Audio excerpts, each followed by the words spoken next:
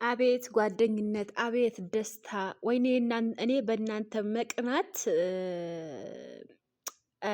ነበረብኝ። ጓደኝነት ማለት እንደዚህ ነው። እንደ ሮታ ጓደኝነት ታከብራለች። ጓደኝነት ብዙ ነገር ነው።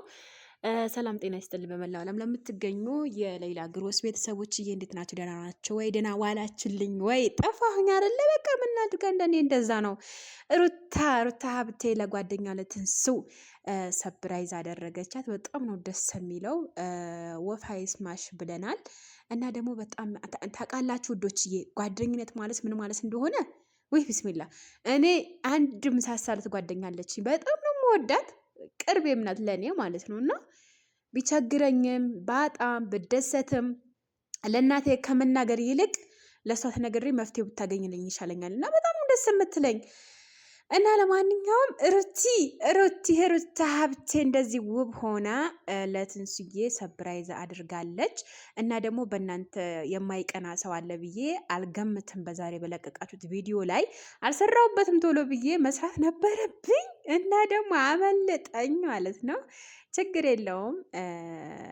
ያው ካመለጠኝ በኋላ መስራት ያለብኝ ነገር መናገር ያለብኝ ነገር ወፍ አይስማሽ አጥር ነው የሚባለው፣ ብቻ አላቅም እኔ። እና ደግሞ ፈጣሪ ሁለት ያድርግሽ ሩትሲ፣ ጀግና ነሽ፣ ትለያለሽ። ጓደኝነት ማለት እንዳንቺ ነው። ምክንያቱም ጓደኛ ማለት በተመን አይገኝም፣ እንደዚህ በቀላሉ የሚገኝ ጓደኛ አይደለም። እና በጣም ጓደኝነት ማለት ወይኔ አላቅም፣ ብቻ በጣም ከባድ ነው። ታውቃላችሁ ውዶችዬ፣ ጓደኛ ማለት ሲቸግራችሁ፣ ስትደሰቱ፣ ስትለቅሱ፣ በሀዘናችሁ፣ በደስታችሁ ሁሉም ጊዜ የምትኖር ታውቃላችሁ። በቃ እንደዛ። እናንተ እኔ መቅናት አልፈለግኩኝም ነበረ፣ ነገር ግን በጣም ነው የሚያስቀኑት። በጣም ነው ውብ ናቸው። እንግዲህ ፈጣሪ ሁለት ያድርግሽ ብለናል። ሩታዬ የኔ ውብ፣ የኔ በቃ ምን ልበልሽ፣ አንቺ የሁሉም አዛኝ ነሽ እና በጣም ነው ደስ ያላችሁኝ። አምሮባችኋል ደግሞ፣ በዚሁ ቀጥሉበት።